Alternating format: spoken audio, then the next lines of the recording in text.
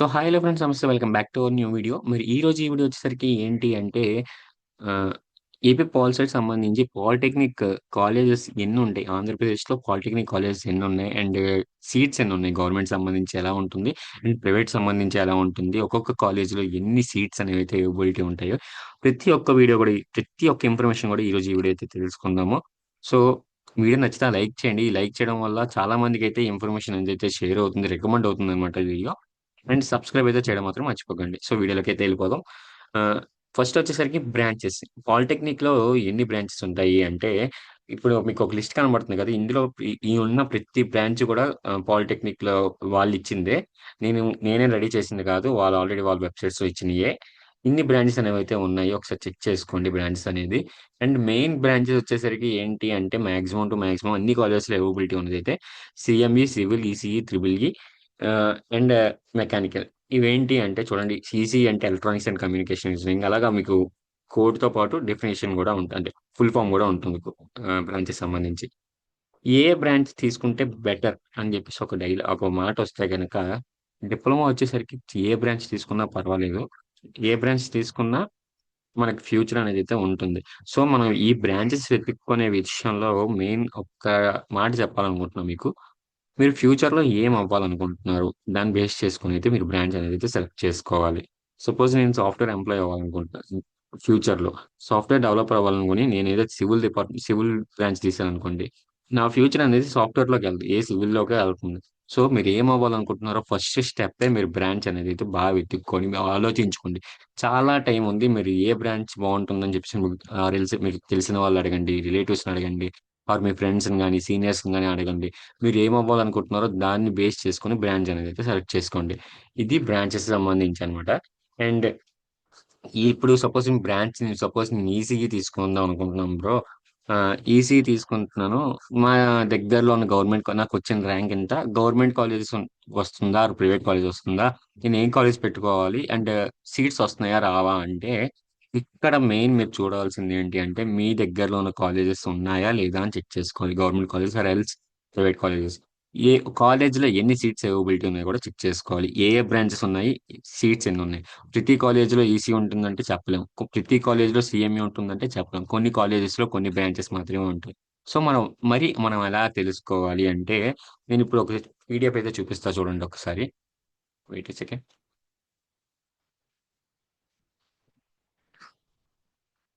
So, ఈ పీడీఎఫ్‌లో మీకు main full information ఏదైతే ఉందన్నమాట.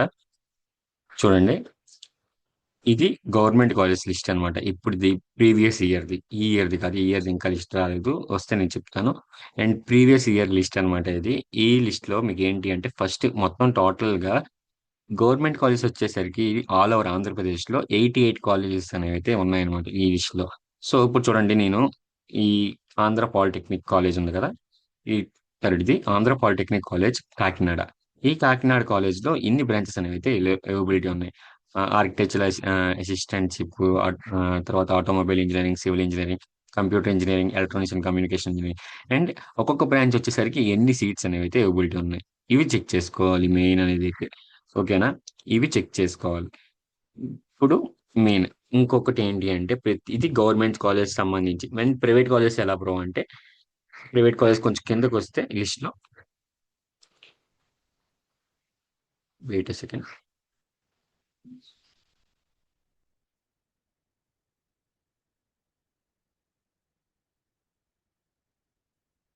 ఇదిగో ఈ ప్రైవేట్ పాలిటెక్నిక్ వచ్చేసరికి దగ్గర దగ్గరగా 192 కాలేజెస్ నియర్లీ అయితే ఉన్నాయన్నమాట. సో, మీ డిస్ట్రిక్ట్ ఏదైతే ఉందో ఆ డిస్ట్రిక్ట్ సంబంధించి మీరు చెక్ చేసుకోండి. అండ్ ఒక్కొక్క కాలేజ్‌లో ఏ ఏ బ్రాంచెస్ ఉన్నాయో ఒకసారి చెక్ చేసుకోండి. ఏ కాలేజ్ బావుంటుందో కూడా చెక్ చేసుకోండి. ఇవి ఎలా చెక్ చేసుకోవాలి అంటే త్రూ మీ సీనియర్స్‌ని గాని ఆర్ మీ దగ్గరలో ఉన్న రిలేటివ్స్‌ని గాని ఎవరైనా చదివిన వాళ్ళని గాని అడిగితే కాలేజ్ ఎలా ఉంటుంది? అంటే మెయిన్ మీరు చెక్ చేసుకోండి డిప్లొమాలో క్యాంపస్ అనేవైతే ఎక్కువ రావు. అదైతే మెయిన్. అందరూ అంటారు గానీ క్యాంపస్‌లు రావాలి చేయాలని. మాక్సిమం డిప్లొమాలో క్యాంపస్‌లన్నీ ఎక్కువ రావు. అది మీరు వదిలేయండి. ఇది మెయిన్ పాయింట్ అయితే కాదు. మీరు చెక్ చేసుకోవాల్సింది ఏంటి అంటే కాలేజ్ ఇన్‌ఫ్రాస్ట్రక్చర్ ఎలా ఉంది? ల్యాబ్స్ ఎలా ఉన్నాయి? మెయిన్ మీరు పాలిటెక్నిక్ జాయిన్ అయ్యేది దేని కోసం అంటే ల్యాబ్స్ కోసం. మనం టెక్నికల్ లాంగ్వేజ్ అనేది ఇంప్రూవ్ చేసుకోవడానికి. సో, మనం ఏం చెక్ చేసుకోవాలంటే ల్యాబ్స్ అవుతున్నాయా లేదా అని అడగాలి. అండ్ కాలేజ్ యొక్క ఎడ్యుకేషన్ ఫ్యాకల్టీ అనేది అయితే ఎలా ఉంది, మనకి చెప్తున్నారా చెప్పలేదా అని చెప్పేసి అయితే చూసుకోండి. మెయిన్ డిప్లొమా అనేది చాలా కష్టం అని చెప్పడం, ఈజీ అని చెప్పలేం. చదివిన వాడికి ఈజీగా అయిపోద్ది, చదవలేని వాడికి కష్టంగా సంవత్సరాలు సంవత్సరాలు ఉండిపోయింది కూడా ఉంది.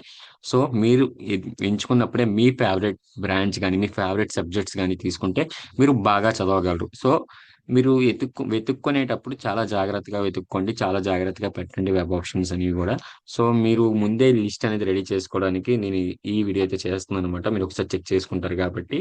అండ్ క్యాష్ రిజర్వేషన్ అది కూడా మీకు ఏ కాలేజ్, మీకు వచ్చిన ర్యాంక్ని బట్టి ఏ కాలేజ్ వస్తుంది ఏంటనేది నెక్స్ట్ వీడియోస్లో మాట్లాడుకుందాం. మెయిన్ అయితే ఈ వీడియో ఎందుకు చేశానంటే బ్రాంచెస్ ఏమేమి ఉంటాయి అండ్ కాలేజ్ సంబంధించి ఎన్ని సీట్స్ అనేవి అయితే అవైలబిలిటీ ఉంటాయో చెప్పడానికి మాత్రమే ఈ వీడియో. మీకు అర్థమైంది అనుకుంటున్నా. ఈ పీడిఎఫ్స్ కావాలనుకుంటే నేను డిస్క్రిప్షన్లో ప్రొవైడ్ చేస్తాను అండ్ కామెంట్ బాక్స్లో లింక్స్ అనేవి అయితే ప్రొవైడ్ చేస్తాను. సో దాని ద్వారా మీరు వెళ్ళి ఇదైతే చెక్ చేసుకోవచ్చు. మీరు ఒక లిస్ట్ అనేది అయితే ఒక పేపర్ మీద రాసుకోండి, మీరు ఏ కాలేజ్ జాయిన్ అవ్వాలనుకుంటున్నారో. మీకు ఫ్యూచర్లో ఈ పని చేస్తాయి అనమాట. Thank you.